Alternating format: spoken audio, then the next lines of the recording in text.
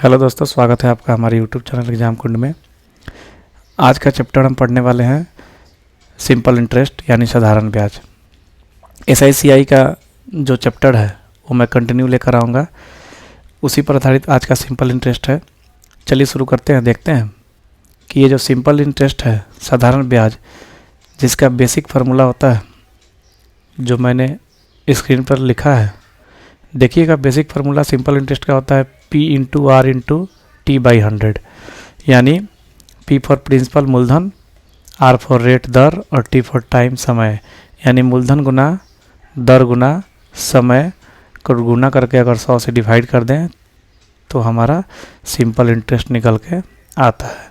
ये हमारा basic formula है। इसी बेसिक फार्मूला के आधार पे सारे क्वेश्चन को हम सोल्व करेंगे। कुछ अल्टरनेटिव विधि पर भी क्वेश्चन को सोल्व करेंगे।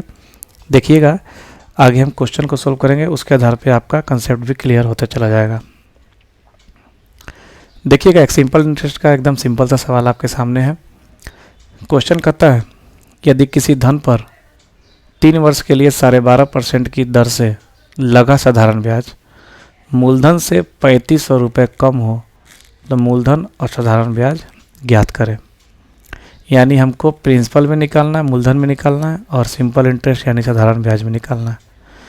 तो साधारण ब्याज का सबसे पहला कंसेप्ट आप याद रखिएगा कि किसी फिक्स मूलधन पे साधारण ब्याज किसी फिक्स रेट से हर साल का सेम होता है, और इसी के जगह पे अगर चक्रवृद्धि ब्याज यानी कंपाउंड इंटरेस्ट रहता है तो हर साल का ब्याज अलग अलग होता है, क्योंकि उसमें जो ब्याज होता है वो मूलधन में जुड़ता चला जाता है।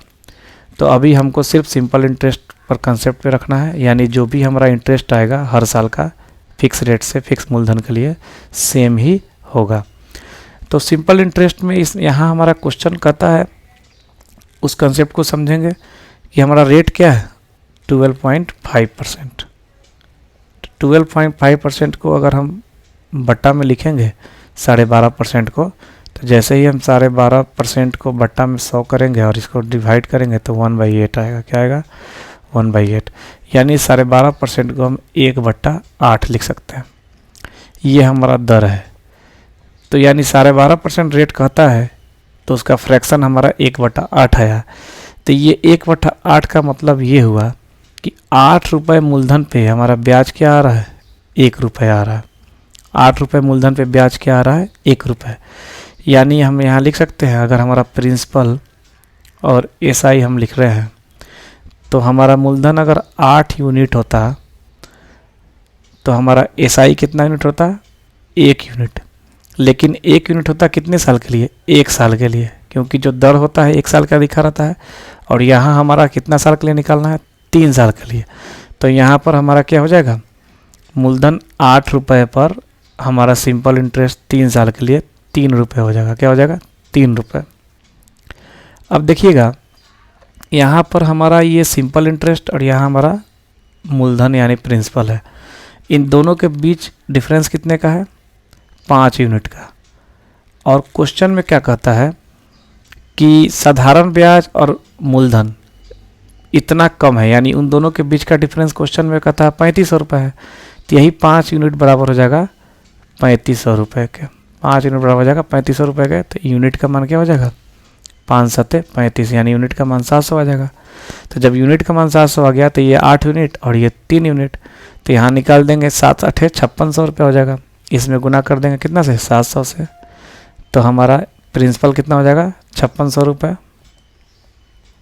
और यहाँ 3 से 3 में गुना करेंगे 700 से, 3 यूनिट का मान निकालेंगे तो 7 का 2100, यानी इंटरेस्ट कितना हो जाएगा? 2100 रुपये। तो मूलधन हमारा क्या आ गया? 5600 रुपये, और साधारण ब्याज क्या आ गया? 2100 रुपये। तो मूलधन साधारण ब्याज दोनों निकालना है। यहाँ ऑप्शन में थोड़ा एरर है, ऑप्शन हमारा 2100 रुपये साधारण ब्याज का ही सिर्फ दिया हुआ है, लेकिन अगर हमारा दोनों निकाला जाए तो मूलधन 2100 रुपये आएगा और साधारण ब्याज हमारा मूलधन 5600 रुपये और साधारण ब्याज हमारा 2100 रुपये आएगा। यही हमारा आंसर हो जाएगा। तो इस क्वेश्चन को हमने अल्टरनेटिव मेथड पर देखा। बेसिक फार्मूला पे सोल्व करेंगे तो क्या बेसिक फार्मूला निकल के आएगा उसको देख लेते हैं। हमारा P है प्रिंसिपल, जो कि पता नहीं है। इंटरेस्ट रेट है 12.5, समय है 3 साल के लिए, और इसका जो बटा 100 करे थे हमारा निकल के आ गया क्या, सिंपल इंटरेस्ट।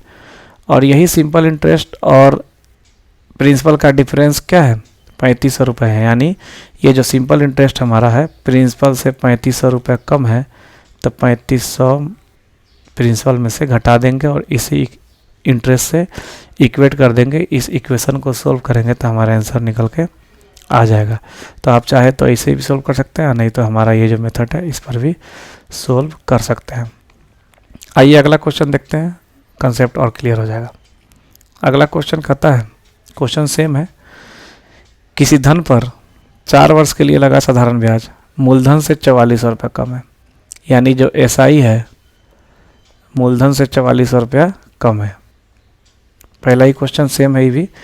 यदि 6.2/3%, यहाँ जो लिखा हुआ है 6.2/3% इंटरेस्ट रेट हो, दर हो, तो मूलधन व साधारण ब्याज ज्ञात करें।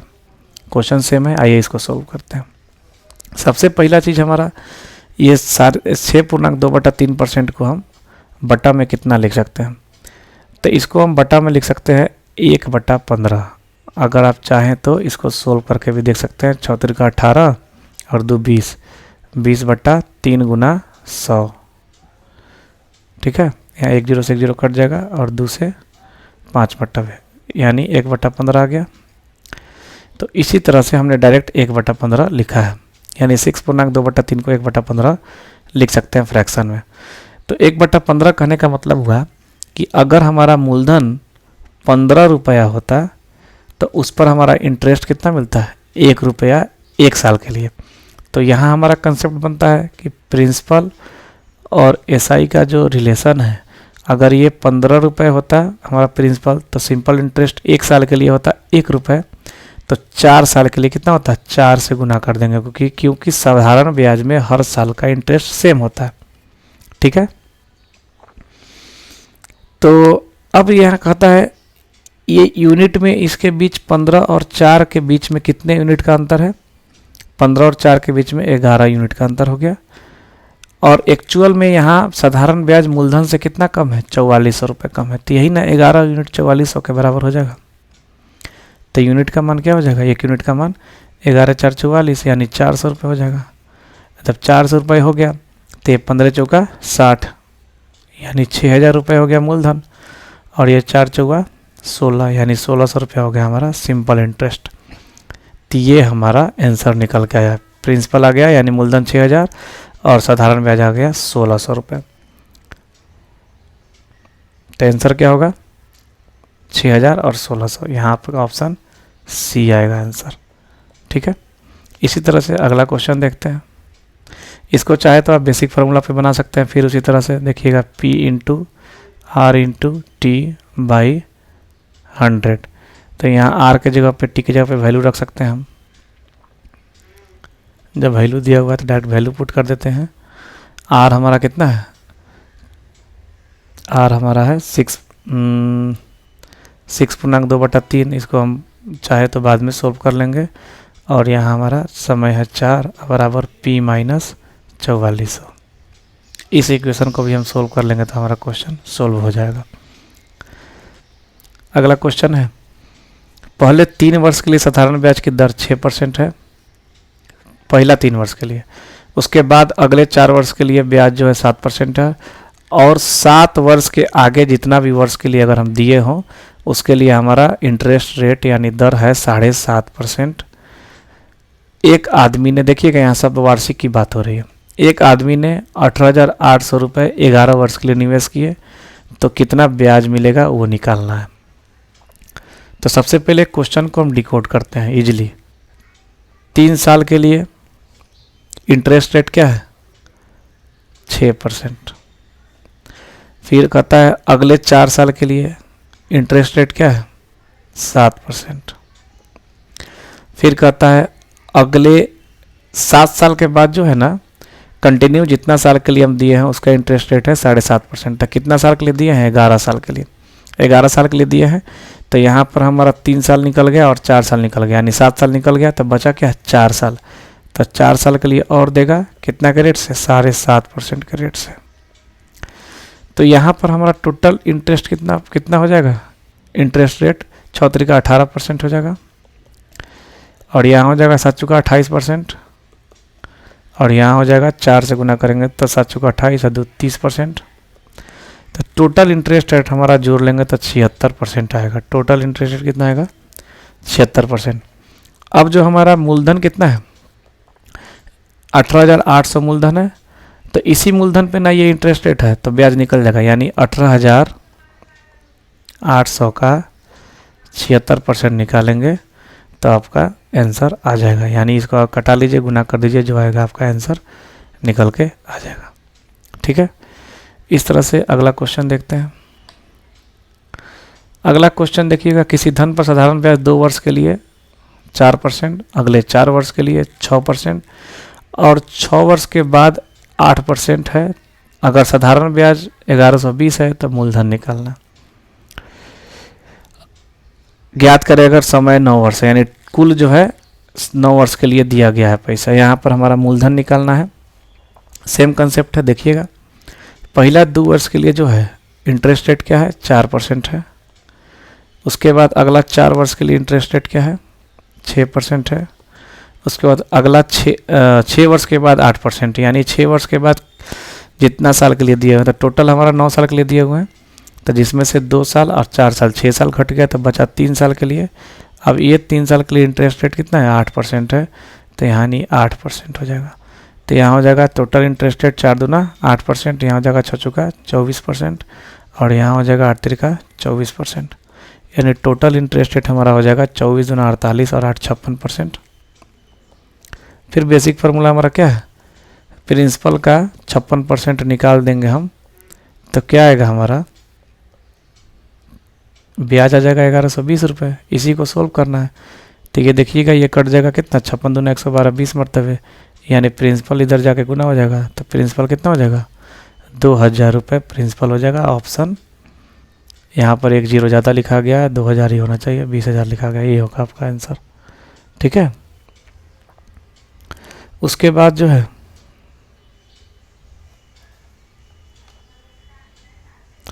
अगला क्वेश्चन देखते हैं। अगला क्वेश्चन है, एक आदमी ने 2 बराबर धन, यानी 2 बराबर धन दिया, यानी इसको अगर x दिया होगा तो इसको भी x रुपये दिया होगा। तो 2 बराबर धन, एक को 8% और दूसरे को 7% साधारण ब्याज की दर से उधार दिए हैं।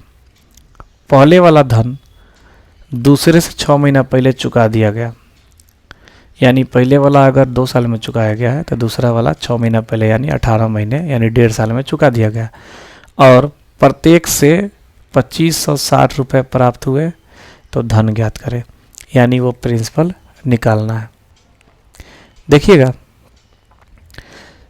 यहाँ जो है हमारा, मान लीजिए कि एक जगह P रुपये दिया होगा, दूसरे जगह भी P रुपये दिया होगा, तो टोटल हमारा उसके पास मूलधन कितना होगा, 2P। पहले वाले को दिया कितने परसेंट से, 8% के रेट से, दूसरे वाले को दिया है, यहाँ पर दिया है 7% के रेट से। ठीक है, और कहता है कि अगर पहले वाला T वर्ष में दिया हो, पहले वाला धन दूसरे वाले धन से 6 महीना पहले चुका दिया गया है, यानी दूसरे वाला अगर T वर्ष के लिए दिया गया हो तो पहले वाला T माइनस 1/2 वर्ष, 6 महीना को 1/2 लिख सकते हैं, 1/2 वर्ष पहले चुका दिया गया है। अब इस फार्मूला के आधार पे, इस कंसेप्ट के आधार पे हमको इसका सॉल्यूशन देना है, और यहाँ हमारा दोनों से 2560 रुपया मिश्र धन, ये हमारा जो 2560 रुपये प्राप्त हो रहा है ये हमारा मिश्र धन है। यानी मिश्र धन का मतलब होता है मूलधन प्लस जो हमारा सिंपल इंटरेस्ट दोनों होता है, इसको जोड़ेंगे तो हमारा मिश्र धन निकल के आता है, मिश्र धन निकल के आता है जो अमाउंट होता है। ठीक है, तो यहाँ हमारा सॉल्यूशन क्या होगा, पहला होगा P है, इधर 8% है, और इधर T माइनस 1/2 डिवाइडेड बाई 100। ठीक है, उसके बाद जो है दूसरा कंसेप्ट कहता है P इंटू 7 इंटू T, 7 साल के लिए दिया गया है, बाई 100। तो यहाँ हमारा देखिएगा 100 से 100 कट जाएगा, P से P कट जाएगा, यहाँ 8 में T से गुना होगा 8T होगा, और यहाँ 7T इधर आके घट जाएगा तो T बचेगा, और यहाँ 8 में आधा से गुना होगा तो कट जाएगा 4 बचेगा, इधर जाकर 4 हो जाएगा, यानी T बराबर कितना हो गया 4 वर्ष। समय निकल के आ गया 4 वर्ष।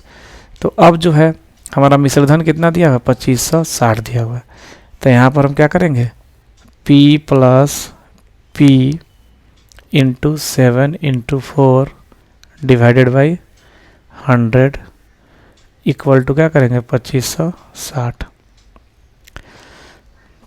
यानी मिश्र धन निकालेंगे। मूलधन में ये ब्याज का फार्मूला हो गया, इसको जोड़ेंगे तो हमारा मिश्र धन आ गया 2560। तो इसको सोल्व कर लेंगे, आंसर आ जाएगा। यहाँ देखिएगा 100P और प्लस 7 चुका 28P, तो यानी 128P हो जाएगा, और इधर जाके ये क्या हो जाएगा 2560 और गुना ये जाके हो जाएगा 100। अब 128 दूना 256 होता है, यानी 20 मरतब कट जाएगा, तब P का वैल्यू क्या आ जाएगा 2000, यानी प्रिंसिपल हमारा क्या आ जाएगा 2000 रुपये, यानी ऑप्शन बी हमारा आंसर हो जाएगा। तो इस तरह से हम क्वेश्चन को सोल्व कर सकते हैं, क्वेश्चन के कंसेप्ट को समझकर। अगर क्वेश्चन आपको समझ में आता होगा तो इस तरह का सॉल्यूशन हम करके आसानी से क्वेश्चन को सोल्व कर सकते हैं। बने रहिएगा हमारे साथ, अगले वीडियो में और भी क्वेश्चन को लेकर आऊँगा और इसी तरह के सॉल्यूशन को आपके सामने करके दिखाऊंगा कि कैसे एग्जाम्स में क्वेश्चन को आसान शब्दों में सोल्व करना है। तब तक के लिए धन्यवाद।